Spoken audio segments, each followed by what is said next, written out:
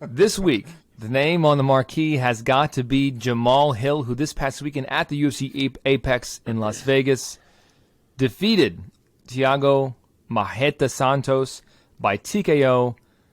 The official time coming, what was the official time? I lost the official time. In round number 4, I know that. It was a battle, gentlemen, back and forth, and Jamahal Hill earns the biggest win of his career thus far. Main event Maul strikes again. Mark, let me send it over to you first this time. What was your reaction to Jamahal Hill getting a big statement win on his career? What a win, man. Jamahal Hill earned that one. He had to gut that out for sure. He got hit with a lot of wrestling. I don't know if he was expecting to get hit with that much wrestling or not, but he certainly got hit with a lot from a guy who was visibly bigger and you would think stronger than he is. He was getting his gas tank tested. He had a guy leaning on him, wearing on him. For 3 rounds, his punches weren't quite having the effect that he's used to them having. Every time he started to land on Santos, Santos would kind of go into a bit of that old school buzzsaw mode where he would just start firing back. And the firepower from Santos, as much as he's on a losing streak, is still so heavy that Hill would kind of have to back off. So he couldn't really get in that rhythm he likes to get in, where he puts a few things together and sets up the kill shot. Santos wouldn't let him get into that. And, he couldn't really get off the way that he wanted to, but he never got frustrated. He never got lazy for a second. His takedown D and his ability to get up was on point. I was so impressed with how mentally tough he was. He never, in a single one of those clinches or Santos leaning on him or Santos getting him down, not one of them was he ever mentally broken for even 5 seconds where he was like, I'm going to lay here for a minute. Nothing. Every time it was immediately looking to get back to his feet, pushing away, whatever he could do. I was really impressed by that. And he just kept fighting until he found his angle. He knew he did have the advantage on the feet if he could just keep it there, keep a little separation.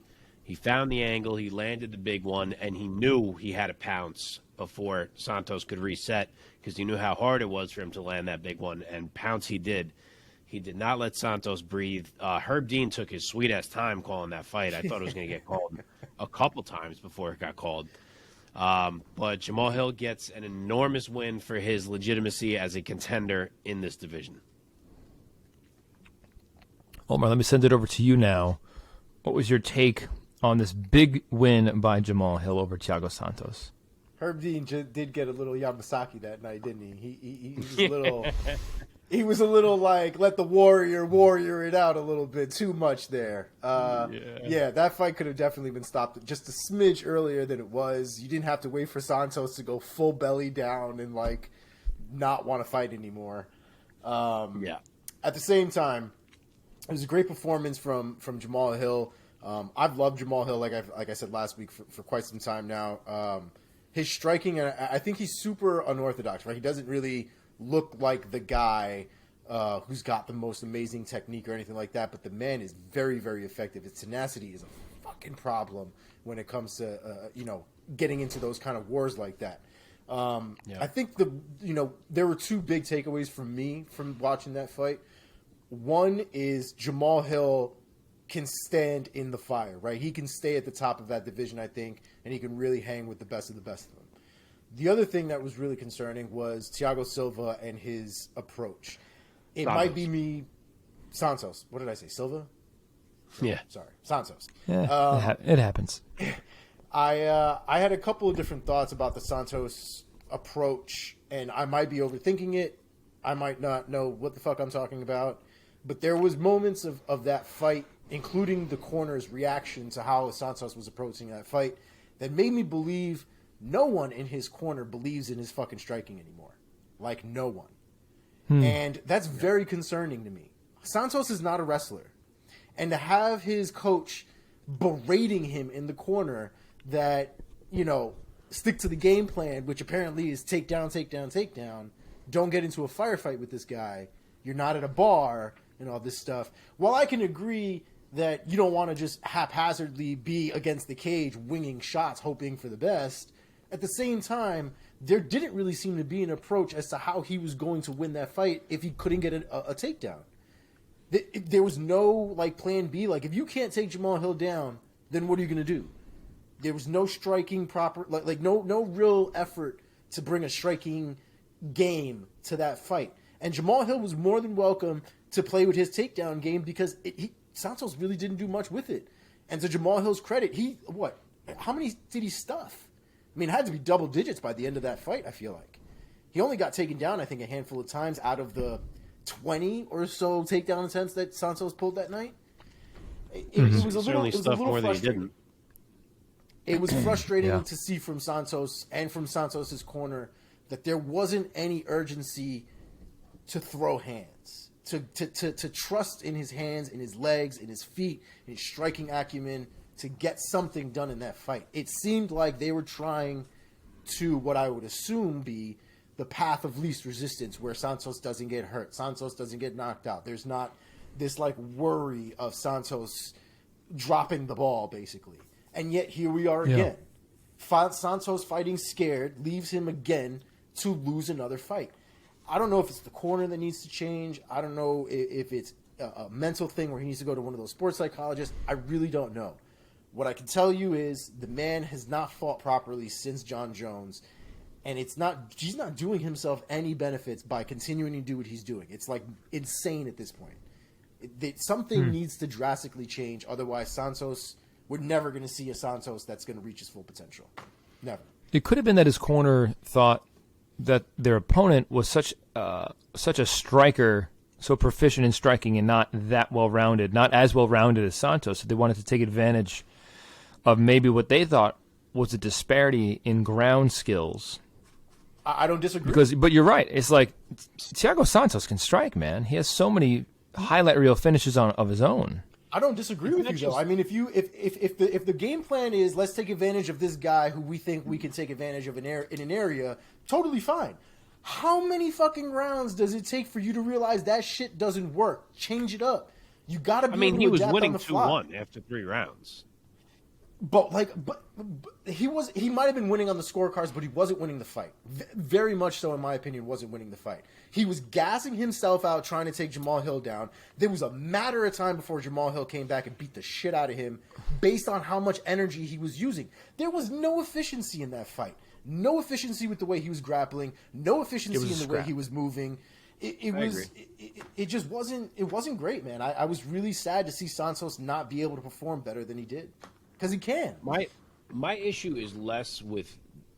I mean, I agree, but I'm even a bigger picture that it's less about this particular individual game plan. It's about all the game plans since the John Jones fight. It's like the thing that was his X factor that made Thiago Santos a guy that was frightening to be across from was how much he would just march at you in this buzzsaw. He could throw every strike in the book. You wouldn't know what was coming. They all come with power from every angle.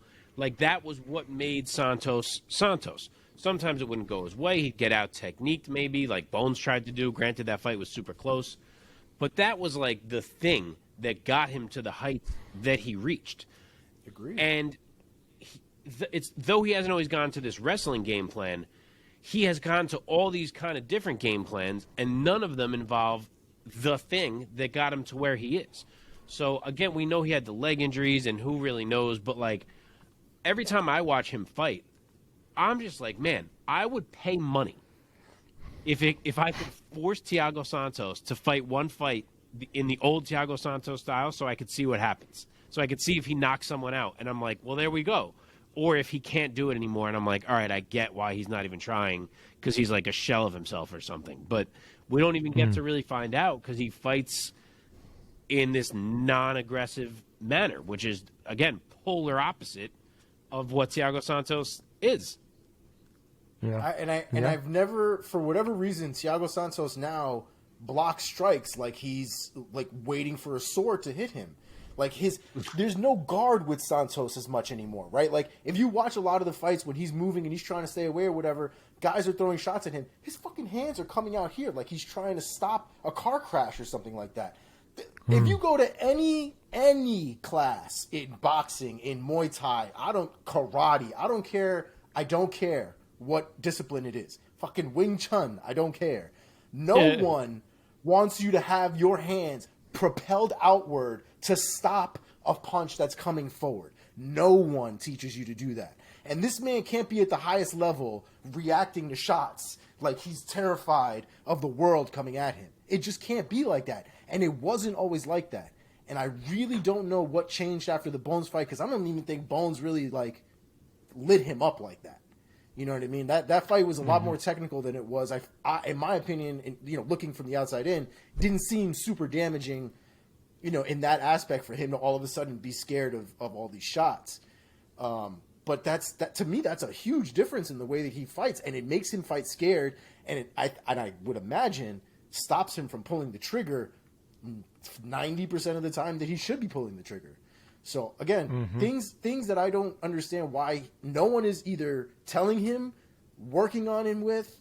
Like, if I was his coach, these small fundamental things, I would never let that dude fight until he can fix them. Until he could prove to me that he's not doing that shit in the cage, you can't take another fight. You just can't. Mental, whatever the case is, we got to fix it. Because at this point, he's lost how many in a row? He's taken all of this damage as a result of the way he's been fighting. No one's winning here. No one on his side is winning here. The love for Thiago Santos coming out of Omar is real. I know what he's capable of, and I did really love him when he was coming up. Well, and the serious shift in potential is maddening to me. Well, he's also 38, and he has 35 fights on his record. So there's a lot of miles, man. And bear in mind, he also came off of what did he tear? His MCL against Jones or something like that? It was both knees. I'm pretty sure it was both knees that were messed up. Am I remembering this wrong, or did he? Because his return fight after Bones was the Glover fight. Correct. Didn't he come out like his totally regular self and blitz Glover and drop him and hurt him? Obviously, then he ends up getting taken down and getting subbed. But I think he fought that fight the same way as he usually fought. I wonder if it was that fight and him I have to rewatch he went 2-OD and he needed to fight calmer. I wonder if it was that fight that made him change his style. Because after that was Rocket, where he fought weird. Johnny Walker, where, he won, but still a decision. And then Ankalaev fought weird. Hill fought weird. No one won in that Johnny Walker fight. No one. We didn't win. Okay. They didn't win. It was a terrible fight. Yeah. Let's return to the winner and also put a little bit more pace on this, gentlemen, because my technical difficulties has pushed back our start time tonight. Let's return to the winner, Jamahal Hill, who deserves all the praise, and talk about what is next for him. Mark, let me start with you here. Looking at the light heavyweight rankings, if you were the matchmaker for the UFC right now, what are you wanting to do with Jamahal Hill? So I actually haven't looked at what the UFC did. I'm curious how high they jumped him. I want to look right now. I will have it up in 1 second. Wow, they did go pretty high. They've got him at 6. Did they? Yeah, he's number 6 right now. As much as I like Jamahal Hill, and as much as I think this was a huge win for him, he did get tapped by Paul Craig only 3 fights ago. So, he's won fights since then. I don't think he should suddenly be shot into fighting Jan or Yuri as he's asking for. I don't think that we're there. I still think that Yuri and Glover should be fighting. I still think Jan and Magomed is the obvious fight. If those aren't the matchups, I still think you take those 4 men and match them up however you're going to match them up. I don't think Jamahal Hill has cracked into that area. And he's not the only one saying it. I've heard analysts say it too. Well, why not give Hill Jan? I don't think we're there just because he beat Thiago Santos, who is very obviously not the same Thiago Santos and who has now lost 4 out of 5 fights. So I love Hill. I just feel like we got to see more. I feel like he's got to properly earn it. A lot of these guys around him are hurt. Rakic is hurt. Smith is hurt. Reyes is whatever he is. Who knows when he's coming back. So it's not like there's that much more in between him and that group. But I think he's got to take one more fight. we know they booked Volkan and Nikita Krylov, and I think he should just fight the winner of that fight. Okay, because if Volkan wins, then he'll have two straight wins. Krulov's coming up. He would also have 2 straight wins if he wins that fight. Yeah. So I have a slightly different take. Let's hear it. I understand where Mark's coming from. And I feel like if this was like 5-6 years ago, I'd be totally on board with this. Let's just go straight. But let's be real. UFC's been doing a bunch of wacky shit, right? Like they got the Izzy fight now with Pereira. Pereira might as well be 2 years old in the UFC, if that. You know what I mean? Like a baby in the UFC fighting now for the championship off of 2 wins that, let's be real, it's Sean Strickland. Sean Strickland did work to get to where he's at. That's fine. But he's getting a title shot off of a win off of Sean Strickland and some can. So, I mean, there's not. And Islam is another one who's also getting a title shot. You know, he's got a run of guys that he's beat, none of any consequence for the most part. He's got 1 solid win on the resume when it comes to when it comes to fighting for the title, and they're giving it to him too. So it's not the craziest thing in the world to say that Jamal Hill could fight for a light heavyweight title, considering he's technically done more work than the last 2 guys I just mentioned. So, wow. The Paul Craig one, the Paul Craig one too, we can look at it on paper and say, yes, he lost by TKO. Like I keep forgetting that it wasn't a sub, but by TKO. Wow. Yeah, okay. Yes. But again, if we look back at that fight, Paul Craig was doing the Paul Craig thing where he was getting beat up until he wasn't. So, like, we can take away from that fight that Jamal Hill lost that fight by getting his arm dislocated and then getting elbowed to hell. But that was at the very end of what was a considerable little ass beating that Paul Craig took before that point. If we were to run that back again, in my opinion, Jamal Hill beats the shit out of Paul Craig his second time around. So I'm kind of okay with Jamal Hill getting a title shot. The problem is it's like everything is kind of very stagnant right now, right? Like we do have things that are kind of... Hold on. I just want to be more clear here. What's your take here? A Paul Craig rematch, or you're saying title shot? No. Yeah, I'm saying I'd be okay with a title shot, but the logistics of this thing right now is he can't get a title shot because things are already in flux, things are already in motion, right? Totally. If there was nobody looking at Yuri right now, I'd say throw him the fuck in there. Let's see what happens. Let's have some fun because the light heavyweight division hasn't really been super explosive. You know what I mean? Let's mix the shit up. However, with the things are the way that they are. Right? And so my pick would really be the winner of the Paulo Costa-Luke Rockhold fight. Whoever wins fight should fight Jamal Hill. And then... Hey, that's not a 205. Is it? Is it not? I thought it's I thought it was a 205. Because didn't Costa go up to 205? I thought it was a 205. And before Rockhold kind of semi-retired, he was up at 205. Remember? It's a middleweight fight. It is? They're both going back down to middleweight. I didn't think Rockhold was going back down to middleweight. Oh, all right. Well, I think Costa was either. That would not honestly, wait a second. Idea though. Yeah, I was kind of okay with that, man. That would have been fun. How about this, guys? What about not a title shot?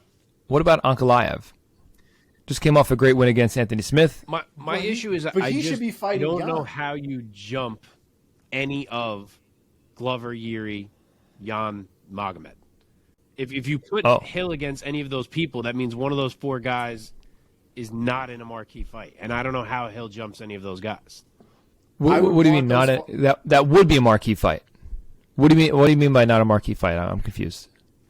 So I said those 4 guys: Yuri, Glover, Magomed, Jan.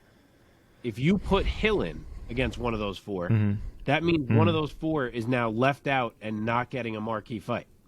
And not getting like a top 5 fight. I don't know how you do that to one of those 4.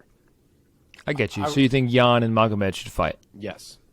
That's what I mean. Okay. Like those 4 guys need to run it before we talk about what's next for Hill. Let Hill take his few months off. Let Hill, do what he needs to do. He's not fighting tomorrow. But Yuri and Glover need to figure that out first. And then Jan and Magomed also need to do their thing. where the chips lay, Jamal should be given an opportunity right after that. Oh, I'm fine with that. Here's the one thing as I'm looking at these top 4 guys: Yuri, Glover, Jan, Magomed. All 4 of them immensely talented. Yep. And I don't mean this as a slight against anything, because all 4 of those guys, I'm a fan. All 4. Love watching all 4 of those guys fight. Not one of them is a real personality in the sport. Yuri is, because he's kind of like off the beaten path kind of a guy. He wears karate gis out in public and like does katas on mountaintops. Yeah. But Magomed, Jan, Glover are all very sort of reserved, normal guys. What I like about Jamahal Hill is he's got a personality. Yeah. And I think he could really be a shot in the arm for the light heavyweight division in the upper echelon now that he's sort of knocking on the door. That being said, guys, let's it's a shame march on here. It's a shame Rakic is hurt, because that would really just be the perfect answer right now. Yeah, even Anthony that's a great Smith. Point. If Anthony Smith wasn't hurt, I would have said to throw him in there. Yeah, either of those. Yeah. Both of them being hurt really fucks everything up when it comes to matching things up for Hill. Yeah. Quickly, because we do owe Thiago Santos this due respect, give me a name, Mark, real quick, of where you would want to match him up with. So he is obviously, as we've discussed, sliding pretty hard at this point. You can kind of keep him in the mix if you want to use him as the return fight for Dominic Reyes. I don't hate that idea. I also don't hate letting someone who's up and coming get a shot at Thiago Santos. So if you took the winner of Dustin Jacoby and Khalil Roundtree and gave them Thiago Santos, I think that'd be a fucking banger. Oh, either way, violence. Okay. Omar, agree, disagree? Any other names? Dude, I'm not mad at that at all. I was also thinking of I feel like we throw out a new name for Dominic Reyes every other week because the fucking guy is not doing anything. But a fight with Dominic Reyes would be a good fight. Both of them are coming off of not great records in recent memory, and it would be great for them to kind of figure out where they land in the light heavyweight division. But goddamn. Dude, Prohaska knocked Reyes into the year 2024, so we might not see him for a while. No, I saw another headline the other day that said now I forget what it said. It might have said November, but it said like soon it's getting announced. Yeah. Okay. Like, expect a Reyes fight announcement. So we'll see. All right. Well, congrats to Jamahal Hill on this huge win of his career, defeating Thiago Santos in the main event of their fight night. Yes.